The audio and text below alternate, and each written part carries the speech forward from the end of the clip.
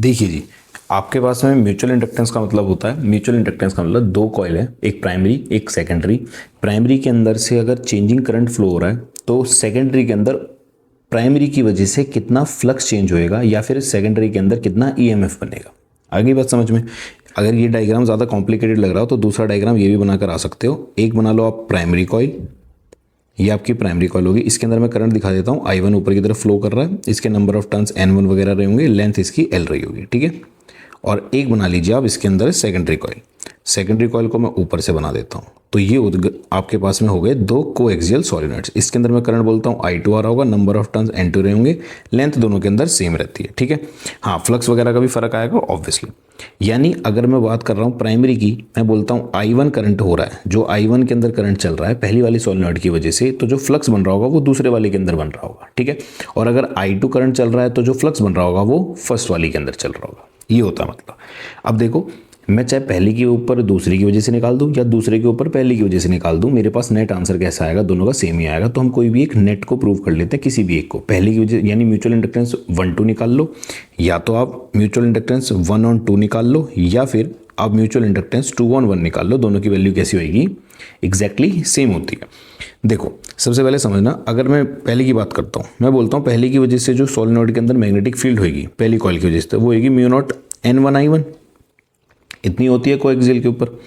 और आपको पता है जो फ्लक्स होएगा वो दूसरे के अंदर जनरेट होएगा, और वो किस वाली की वजह से होएगा, पहले वाले की मैग्नेटिक फील्ड की वजह से। यानी जो पहले वाले की मैग्नेटिक फील्ड निकली है वो जनरेट करेगी फ्लक्स दूसरे वाले के अंदर, तो हम लिखेंगे φ2। क्लियर है।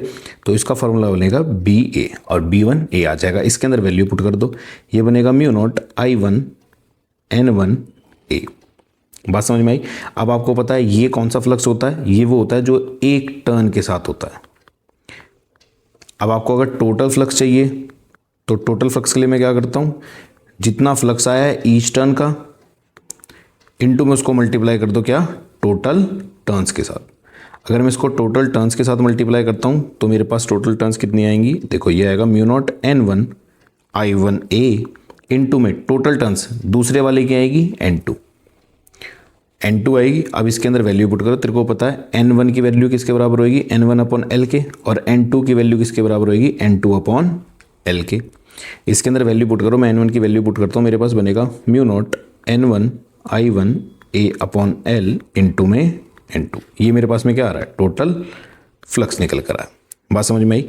अब मेरे पास ये पहली इक्वेशन मान लेता हूँ मैं इसको, और इसको मानता हूँ। एक दूसरी इक्वेशन मेरे पास क्या बनेगी, टोटल फ्लक्स की क्या होती है, म्यूचुअल इंडक्टेंस इनटू में करंट। तो कौन सा करंट लिया हमने, पहली कॉइल का, तो म्यूचुअल इंडक्टेंस किसका निकाल रहे हैं हम, पहली कॉइल का।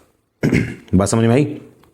ये हो गई दूसरी इक्वेशन। दोनों को उठा के इक्वेट कर दो एक दूसरे के साथ, तो आपके पास में म्यूचुअल इंडक्टेंस की वैल्यू निकल कर आ जाएगी।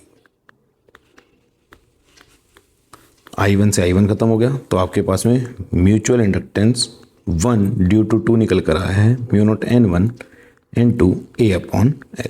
अब आपको पता है इसको आप पढ़ते क्या हो, mutual inductance on first due to second, ठीक है। फर्स्ट सोलेनॉइड का दूसरे सोलेनॉइड की वजह से। अब सेम पता है आपको, अगर M12 की वैल्यू ये है तो M21 की वैल्यू कैसी रही होगी, सेम रही होगी। क्लियर है, इन चीज़ों को याद रखना। अब इसके अंदर से जो दूसरे क्वेश्चन बन सकते हैं, म्यूचुअल इंडक्टेंस किस किस के ऊपर डिपेंड करता है, एक तो डिपेंड कर रहा है एरिया के ऊपर, एक डायरेक्टली डिपेंड कर रहा है नंबर ऑफ टर्न्स के प्रोडक्ट के ऊपर। दो चीज़ें आपको याद रखनी पड़ेंगी।